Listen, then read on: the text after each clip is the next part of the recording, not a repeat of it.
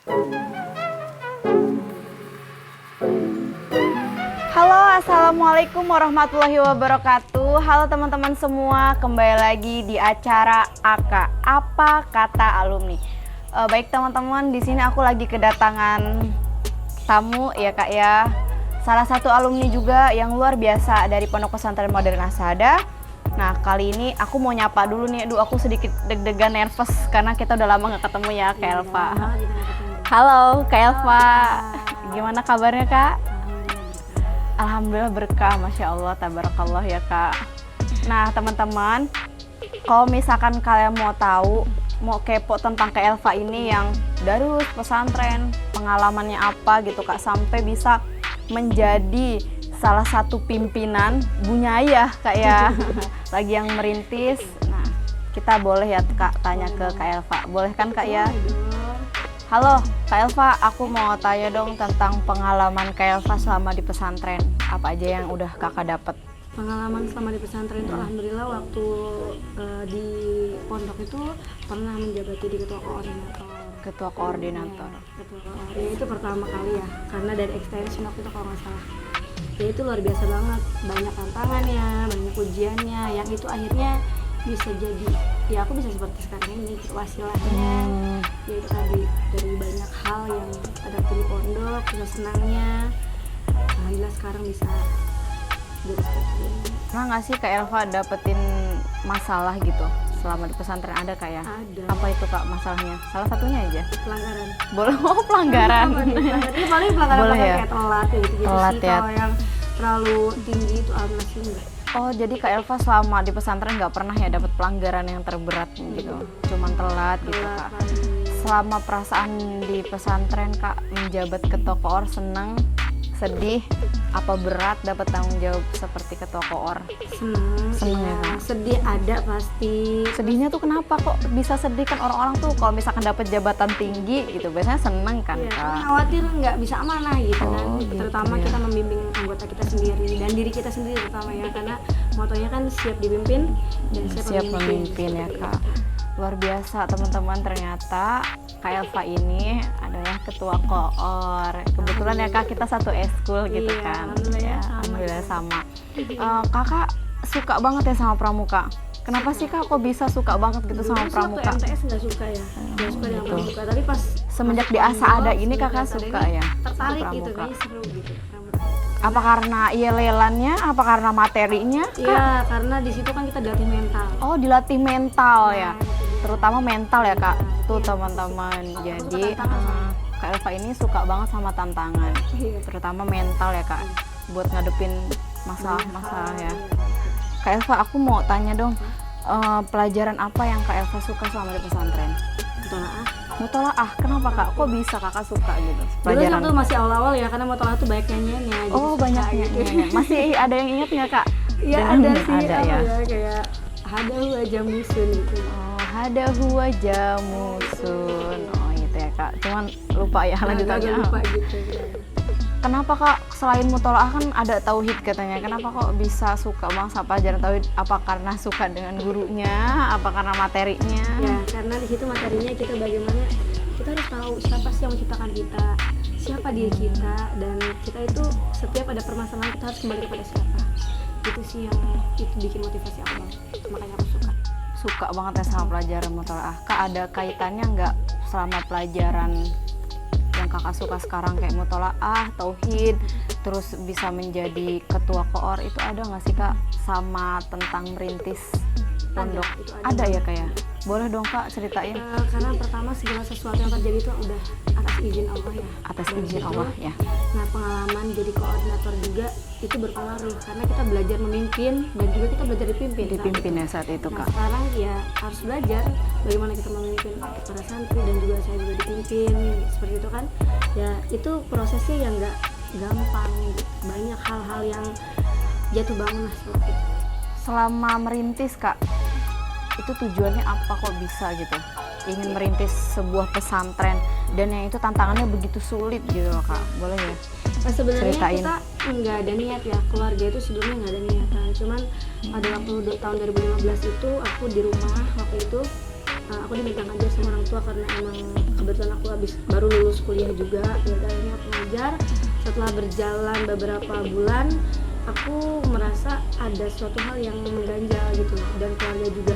Karena pas setiap belajar itu pasti siswa itu di kelas paling ada 10 orang. Kenapa itu Kak? Kok bisa gitu itu sampai ada pada 10 orang?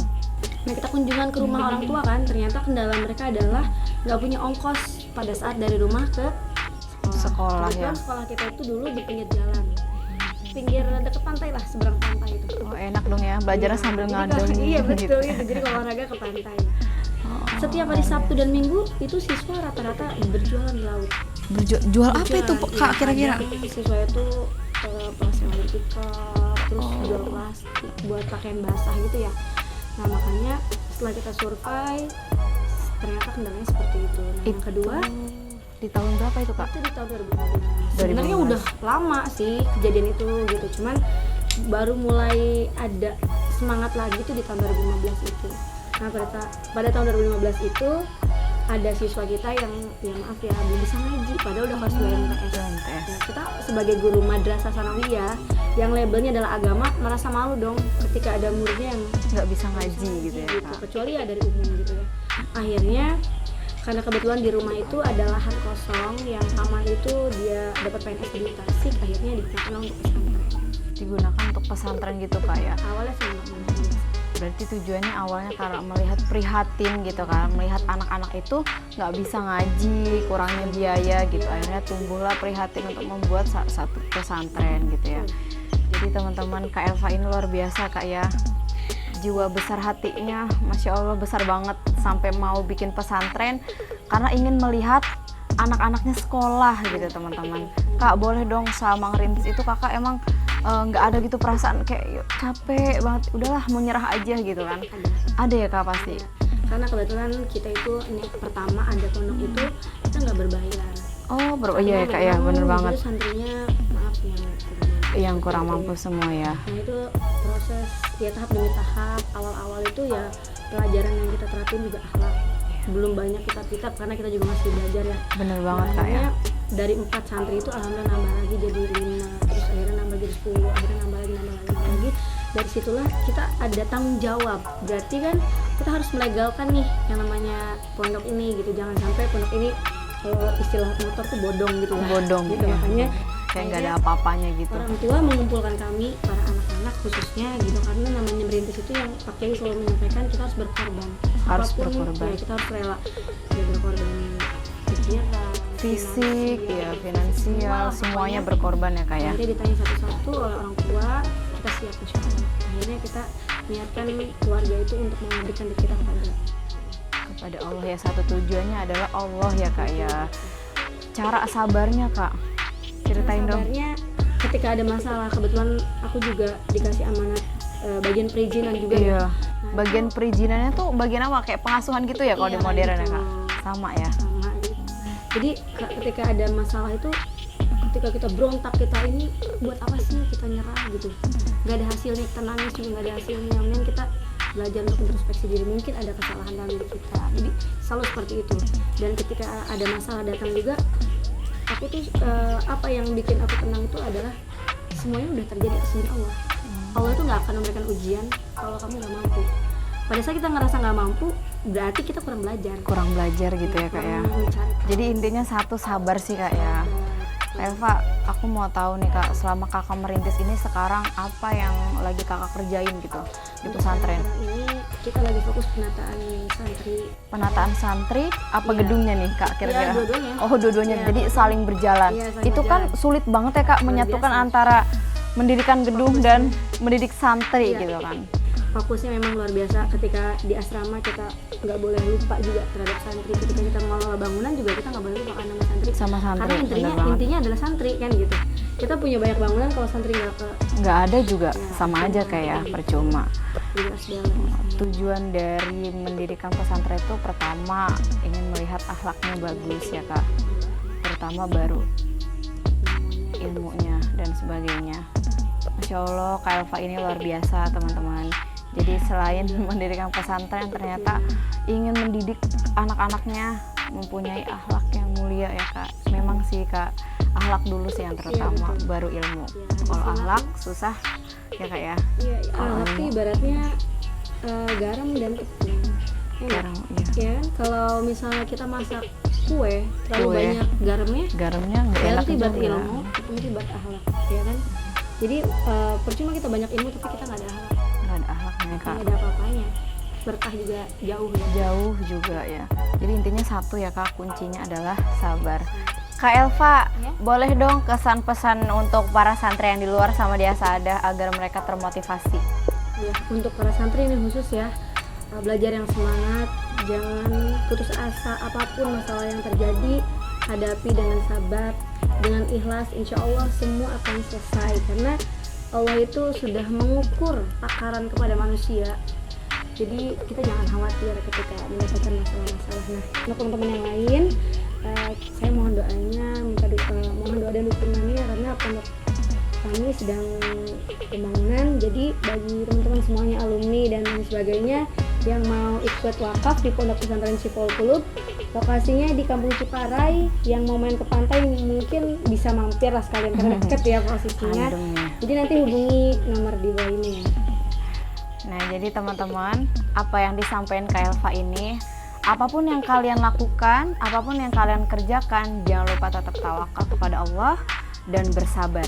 Kuncinya satu ya Kak, sabar, dan sabar. Kak Elva, boleh dong sebutin salah satu mahfudot tentang sabar. Ya, yang masih selalu diingat itu tentang sabar adalah man sobaro ghafiro. Jadi barang siapa yang bersabar maka dia akan mendapatkan Keberuntungan ya Kak. Jadi bagi teman-teman, jangan lupa tetap sabar karena ada di salah satu mahfudot juga ya Kak ya. Man sobaro doviro. Barang siapa yang bersabar maka beruntunglah ia. Nah, jadi teman-teman bagi yang mau wakaf atau mendonasikan bisa menghubungi Kak Elva ya, atau nanti di bawah ini, nomor di bawah ini. Sekaligus apa Kak? Ya, nanti kalau ada yang mau main ke daerah pantai bisa mampir lah. Bisa kalau mau lihat mampir. langsung, survei langsung lokasinya di mana. Nah, nanti jangan lupa ingat mukanya Kak Elva ya, Ustazah Elva. Semoga bermanfaat. See you. Assalamualaikum warahmatullahi wabarakatuh.